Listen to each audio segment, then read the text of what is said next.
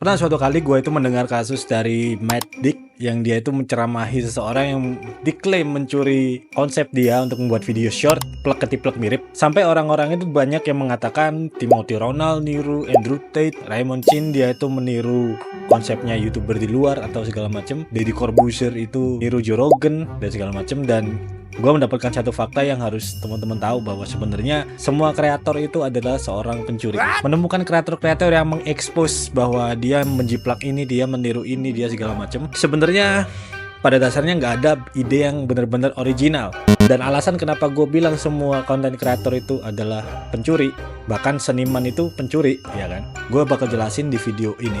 Jadi tonton sampai akhir, jangan sampai kepotong supaya kalian nggak kehilangan konteks dari videoku. Let's go to the video.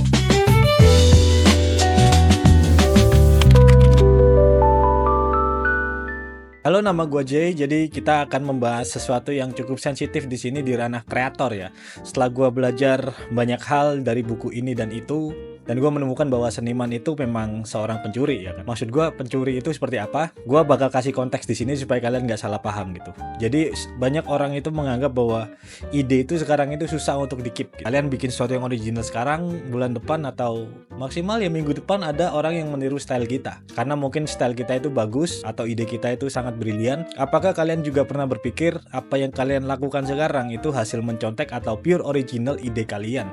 Apakah kalian nggak pernah nonton siapapun yang jadi referensi atau inspirasi kalian membuat konten, sehingga kalian bikin konten ya udah full dari otak doang gitu. Di sini di video ini gue bakal bahas konsep kenapa semua kreator itu sebenarnya pencuri ide, dan gimana cara bikin karya yang tetap otentik walaupun terinspirasi dari orang lain. Jadi gue bakal jelasin dulu apa maksudnya semua kreator itu adalah pencuri. Yang pertama yang gue yakini adalah kreativitas itu bukan 100% original, tapi itu seperti kolase. Kreativitas itu jarang muncul dari ruang yang hampa, yang out of nowhere tiba-tiba celeng kayak zamannya Tesla membuat sebuah listrik. Kayak misalkan kalian tidur, bangun-bangun tiba-tiba dapat wangsit nulis lagu out of nowhere, jarang. Kalian pasti dengerin lagu lain dulu, atau enggak kalian denger referensi dari video mana dulu gitu. Ada kreator yang nge-trigger kalian untuk bikin, oh gue pengen bikin kayak dia deh gitu. Akhirnya kalian bikin sounds the same, tapi orang bilang pakai style lu sendiri lah gitu. Akhirnya lu bingung gitu, gimana caranya gitu. Jadi menurut gua kreativitas itu tidak 100% original. Kalian pasti pernah mencontek dari berbagai macam ide. Menurut Cleon dalam bukunya Still Like an Artist, dia bilang tidak ada karya seni yang benar-benar original. Semua ide adalah hasil kombinasi dari ide yang ada sebelumnya. Misalnya kalau dalam musik kan kita sangat sering mendengarkan istilah sampling gitu, atau istilah remix ya kan. Itu kan kita ngambil ide dari musik-musik yang ada, akhirnya kita sampling gitu. Atau enggak kita ambil musik-musik yang misalkan melodi yang udah ada dulu, akhirnya kita bikin lirik baru gitu, kita bikin di style baru, akhirnya jadi sebuah musik baru. Analoginya kayak kita bikin mie instan ya kan, mie instan yang ditambahin topping yang keren gitu. Kalian bilang ini adalah ciptaan gua gitu, padahal kalian cuma bikin topping-toppingnya pakai style lu aja gitu. Mie-nya bukan mie ciptaan lu ya kan. Cuman kan orang menganggap tetap aja yang penting bukan mie-nya, tapi mie ini menjadi lebih bermakna ketika kalian kasih topping fancy gitu kan, topping yang keren, yang enak dilihat, yang mungkin bentuknya itu gitu kan. Oh ini karya bikinan kamu gitu. Kita gak bicara soal mie-nya, tapi bagaimana kamu memberikan makna kepada mie itu. Jadi itu analoginya bahwa kreativitas itu sebenarnya gak 100% original. Dan sekarang gue bahas dilemanya, kenapa mencuri ide itu sebenarnya gak apa-apa. Pertama gue akan bahas ide yang dicuri itu akan diproses dan menjadi karya yang baru. Mencuri ide itu bukan berarti mengcopy paste ide itu. Jadi nggak plek-ketiplek, amati tiru modifikasi kalau orang pada umumnya bilang ya. Proses kreatif adalah hasil dari penggabungan dari berbagai sumber inspirasi yang kemudian dikembangkan menjadi karya unik oleh seorang individu. Banyak film Hollywood yang adaptasinya itu dari berbagai mitologi yang zaman dulu ya kan, kayak Thor gitu. Thor itu kan bukan ide yang baru gitu. Thor itu adaptasi dari kepercayaan orang Nordik ya kan. Orang-orang dulu kan punya kepercayaan, punya cerita, kisah, dongeng gitu, tapi dikemas dengan cara yang fresh, seperti menjadi seorang superhero kayak Marvel gitu kan. Akhirnya orang-orang bisa relate dengan mitologi dan tertarik dengan mitologi. Jadi begitulah cara supaya orang-orang itu bisa relate gitu. Orang-orang itu paham, oh ini keren nih, kisah zaman dulu nih gitu. Kalau misalkan kita lihat tren TikTok zaman sekarang ya, lagu-lagu yang zaman dulu banget bisa ngetren sekarang gitu. Apakah lagu ini adalah idenya yang bikin musik ini tren gitu? Enggak kan? Orang yang bikin dance TikTok ini bikin musiknya viral, orang yang bikin musik ini juga viral karena dia emang musiknya bagus. Cuma belum menemukan aja cara untuk merepresentasikan musiknya ini dengan visual gitu. Akhirnya beberapa lagu jadul yang dulu nge-boom sekarang gitu kan. Lalu selanjutnya kita itu bicara ke poinnya kedua, kreativitas itu rekombinasi bukan penemuan baru. Tidak ada yang baru di dunia ini, nothing new under the sun. Menurut banyak ahli, kreativitas itu bukan membuat satu hal yang 100% original, tapi tentang merekomposisi ide lama gitu kan menjadi sesuatu yang kelihatan kayak baru. Misalkan, nih gua rekaman pakai HP gua iPhone ya kan. iPhone ini bukan sesuatu yang baru. Bagi banyak orang, oh keren bisa fingerprint. Kalian harus tahu bahwa fingerprint itu ada sebelum ada iPhone sudahan gitu. Cuma bentuknya itu bukan HP. Fingerprint tuh masih ya dibuat absen lah, dibuat cek sidik jari kriminal lah atau apa. Fingerprint itu teknologinya udah ada sejak lama. Atau kamera tuh bukan something yang new gitu, cuman dimodifikasi oleh iPhone gimana caranya bisa masuk ke HP. Maksudnya kamera-kamera yang kualitasnya bagus ya gitu.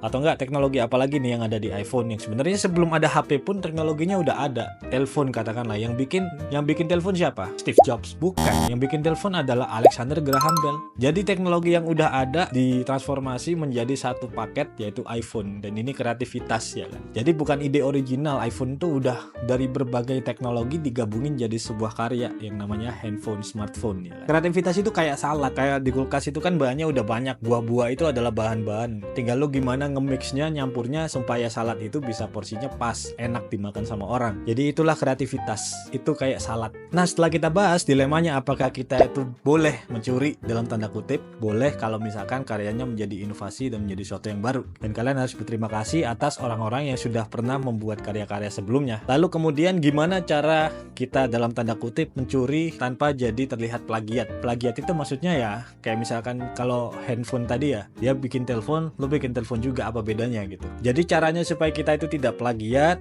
syaratnya salah satunya adalah kita cuma ngambil ide doang, terinspirasi, dan kita bukan niru 100% plek ketiplek ya. Itu yang pertama. Sangat penting untuk kita itu memberikan sentuhan personal gitu, karena kalau misalkan kita itu melakukan sesuatu yang sama, apa bedanya? Kita tidak berinovasi, ya akhirnya orang-orang juga menganggap biasa aja karya hasil kita. Jadi orang-orang itu akan tergerak dengan yang namanya inovasi dan dengan gaya, sudut pandang, dan konteks yang berbeda gitu, dari karya kita. Jadi kreativitas itu muncul ketika kita itu memadukan inspirasi eksternal yang dari luar dengan sudut pandang pribadi kita gitu. Contohnya kalau misalkan kita bikin YouTube, gue mau bikin YouTube storytelling kayak Nancy Judge misalkan. Tapi kalau misalkan cara lu sama plek ketiplek sama Nancy Judge ya udah, apa bedanya gitu. Tapi ketika lo bisa menjadi kreatif, oh gue pengen storytelling, mungkin ceritanya bisa sama, tapi cara menyampaikannya, sudut pandangnya berbeda. Mungkin lo mengambil sudut pandang dari dokter misalkan, atau sudut pandang dari polisi kalau misalkan lo seorang polisi, karena lo pakai sudut pandang lo sesuai dengan identitas diri lo, dan itu cara untuk menjadi kreatif. Hanya menggeser sudut pandang saja sudah bisa menjadi otentik. Nah tipsnya untuk bisa melakukan ini, yang pertama itu sebenarnya mengambil inspirasi dari banyak sumber gitu. Kalau misalkan ada satu kejadian, ya sumbernya coba diolah. Mungkin lo bisa sisipkan berbagai hal yang belum ada, kayak misalkan HP tadi ya. Kalau misalkan HP kan banyak fitur ya, akhirnya nambah fitur lagi. Fingerprint tuh fitur yang tidak terpikirkan ternyata dibutuhkan orang. Habis itu nambah lagi Face ID. Mana ada orang kepikiran ngasih HP Face ID, ternyata bantu banget. Awalnya yang gue pikir Face ID itu cuma buat unlock HP, ternyata bisa buat verifikasi muka itu segala macam ya. Keren teknologi itu.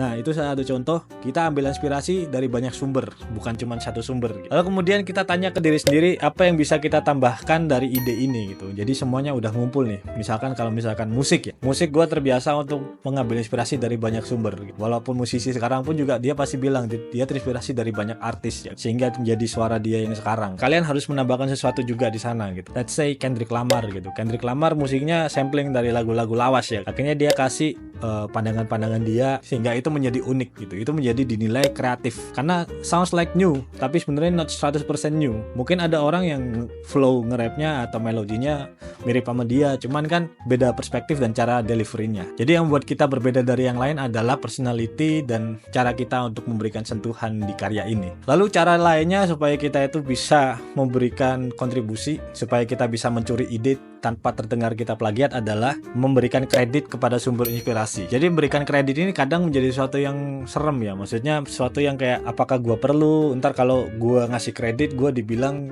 nyolong gitu. Tapi menurut gue ya secara pribadi, karena gue seorang yang pekerja seni juga ya, gue merasa kredit itu sangat amat penting karena itu adalah salah satu bentuk respect dan itu adalah etika dalam kita berkarya gitu. Kalau misalkan kita memang meniru atau terinspirasi dari seseorang ya, kita tinggal kasih kredit. Gue terinspirasi dari karya dia tapi gue kasih sentuhan pribadi ya. Makanya gue anjurin jangan plek-ketiplek gitu. Kalian harus modifikasi dari berbagai ide ya kan. Jangan satu ide doang yang lu comot, ya itu namanya plagiat. Tapi kalau misalkan idenya gue comot tapi gue kasih sentuhan pribadi gue, ya nggak apa-apa. Asalkan secara etika kalian boleh kredit kalau misalkan kalian nggak yakin dan takut untuk dijudge sama orang ya kan. Itu akan menunjukkan kalian tuh respect sama kreator lainnya. Dari Journal of Digital Ethics juga mengatakan bahwa menghargai sumber inspirasi melalui kredit yang tepat meningkatkan kolaborasi kreatif dan membangun komunitas yang sehat di dunia digital. Karena sekarang itu eranya bukan era monopoli ya seperti dulu. Misalkan lu mau terkenal lu harus masuk label. Enggak, zaman sekarang itu era kolaborasi. Gue pernah kayaknya menjelaskan bahwa sekarang music producer itu bukan orang yang sendiri-sendiri lagi. Kadang gue butuh sampel gitar ya, akhirnya gue ajak temen gue kolaborasi, jualan sample pack gini segala macem. Jadi sekarang eranya itu kolaborasi gitu. Kalau misalkan ada isu yang naik ya akhirnya kita bikin sesuai dengan tren kan akhirnya kolaborasi sama orang-orang yang mungkin punya concern yang sama gitu. Jadi tipsnya yang di poin ini adalah kalian harus mention kreator asli kalau karya lo itu heavily inspired gitu, hampir 80% gitu mungkin ya, 70-80% itu mirip sama kreator aslinya gitu. Lalu tips selanjutnya pada poin ini adalah gunakan inspirasi sebagai fondasi bukan sebagai blueprint gitu. Jadi inspirasi ini sebagai ya udah kita dasar idenya ini kita kembangkan lagi gitu. Jangan sampai semua konten kita hampir semua itu mirip, bahkan 100% itu lebih aneh lagi. Kalau misalkan kita berkarya 100% sama berarti kita nggak mikir gitu. Kecuali emang ada deal-dealan ya, ide lo gue beli gitu. Ya gue nggak tahu ya. Maksud gue itu hal yang jarang sekali terjadi karena kreator sangat keeping hal itu gitu. Kecuali emang ada orang yang work for hire ya, dia bekerja untuk menghasilkan ide ya. I don't know.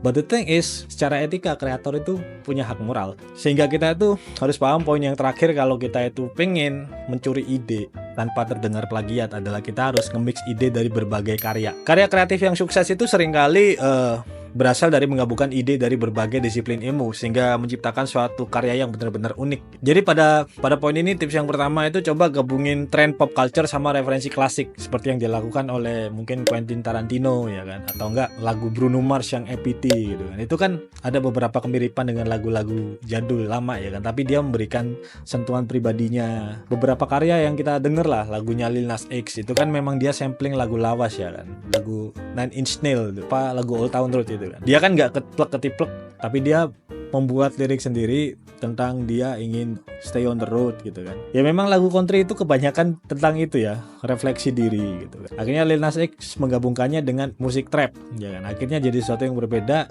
dan gampang direproduksi jadi pop culture akhirnya, jadi tren akhirnya. Terus tips yang kedua pada poin ini adalah eksplorasi ide dari bidang yang jarang lo sentuh, kayak misalkan sains, sejarah, atau filosofi gitu kan. Ada banyak orang-orang yang membuat film gitu bahkan berdasarkan mitologi gitu ya. Salah contoh yang bagus adalah Marvel itu tadi, dia Thor, dia menggabungkan film itu dengan mitologi gitu. Atau enggak film Interstellar yang orang banyak suka karena dia menggabungkan disiplin ilmu fisika dengan film gitu, akhirnya membuat sesuatu yang indah. Itu keren sih sebenarnya. Itu konsep yang udah lama ya kan, ide yang udah lama dia masukin di film, dia visualisasikan seakan-akan ini ide yang baru, padahal yang baru adalah cara menyampaikannya aja gitu. Jadi tidak ada ide yang benar-benar baru sebenarnya. Semua ide itu sebenarnya udah ada, tinggal gimana kita nge-mix jadi sebuah karya aja. Selanjutnya gue bakal menerangkan kenapa dalam tanda kutip mencuri itu merupakan bagian natural dari proses kreatif sebenarnya. Sebenarnya semua karya yang besar adalah hasil dari inspirasi ya kan, inspirasi yang dia dapatkan dari seniman-seniman lain. Bahkan seniman atau kreatif besar pun nggak 100% original gitu. Mereka belajar, terinspirasi dan mengembangkan ide dari apa yang ada sebelumnya gitu. Kayak misalkan film sci-fi, orang pasti nyontek dari film Star Wars gitu kan. Kalau misalkan nggak ada film Star Wars, mungkin nggak ada film-film sci-fi selanjutnya yang punya tema yang mirip ya. Atau nggak film-film yang berani seperti Pixar ya kan. Pixar kan film-film 3D yang membuat objek-objek ini seakan-akan hidup punya nyawa ya kan. Mana ada orang dulu itu kepikiran bikin film tapi tokohnya mobil. Itu kan sangat amat di luar nalar gitu. Steve Jobs juga pernah bilang bahwa good artist copy, great artist still. Banyak inovasinya Apple itu yang sebenarnya terinspirasi dari teknologi yang sudah ada sebelumnya seperti yang gua sebut tadi. Yang paling dekat dengan konsep ini iPod sebenarnya. iPod itu bukan sesuatu yang baru. iPod itu teknologi yang sebenarnya sudah ada. Dulu orang kepikiran bikin Walkman ya kan. Yang awalnya Walkman itu sebenarnya ditolak, tapi dipikir-pikir juga iya sih, habit orang aneh juga ya, suka dengerin musik gitu. Daripada bawa gramofon kemana-mana atau bawa radio segede gaban ya kan, ya udah bikin aja Walkman. Akhirnya Walkman itu jadi produk yang terkenal. Akhirnya jadi habit, orang-orang keren pasti punya Walkman, kayak di film Stranger Things ya kan, yang sangat ikonik itu, dengerin musik bisa jadi keluar dari alam-alam kubur. Akhirnya Walkman itu terkenal dan Steve Jobs ini mengamati bahwa orang-orang ini bergeser dari yang dia itu dengerin musik biasa, akhirnya dengerin musiknya pakai alat-alat gitu. Akhirnya dia juga merevolusi industri musik dengan bikin iTunes. Kalau misalkan lo mau dengerin musik, lo harus beli dari iTunes. Dan itu sangat mendisrupsi dan itu inovatif sekali. Padahal dasarnya adalah dia mencuri ide Walkman ya kan. Mencuri ide Walkman. Dia melihat industri lain, musik ini sedang struggling melawan Napster yang bajakannya banyak banget. Kalau misalkan lu mau dukung musisi, lu bayar, lu beli pakai iPod gitu. Akhirnya pembelian digital yang dilakukan itu sangat merevolusi industri musik. Karena gue seorang musisi, jadi ya gue pahami adalah industri musik ya. Gue nggak tahu kalau industri lain mungkin banyak ya. Jadi pada akhirnya semua kreator itu nyolong ide dari sekitar dia gitu. Tugas kita sebagai seorang seniman gitu. Seniman itu harus bisa menggerakkan. Seorang seniman itu harus punya kemampuan untuk menangkap apapun yang ada di sekitar, keresahan-keresahan bisa disampaikan dalam karyanya dan bisa menggerakkan gitu. Baik itu dari karya orang lain, pengalaman pribadi, atau budaya pop yang sedang ada di sekitar, harus jauh lebih peka dari orang pada biasanya. Yang bikin beda adalah gimana kita mengolah idenya itu gitu. Jadi sesuatu yang punya ciri khas, signature kita sendiri. Jadi jangan takut buat terinspirasi. Yang penting sebagai kreator harus punya sentuhan pribadi. Jadi yang lebih penting konsistensi daripada kalian bikin satu konten yang keren banget, habis itu konten kalian jelek lainnya gitu. Jadi kalian sendiri gimana? Apakah kalian tuh merasa karya kalian tuh pernah mirip banget sama orang lain? Atau kalian merasa kalian pernah dicolong idenya sama orang? Gue bakal bikin video tentang apa yang harus dilakukan ketika karya kita dicolong ya. Mungkin di video lain. Tapi di video ini mungkin cukup segitu insight dari gue. Dan kalau misalkan kalian mau nambahin, ada yang kurang dari gue, kalian bisa komentar. Dan juga kalau misalkan kalian diskusi juga di kolom komentar juga bisa. Jangan lupa share, like, and subscribe video ini kalau kalian suka. I'll see you guys in the next video. Catch you on the next one. Jangan nyolong, tapi terinspirasi.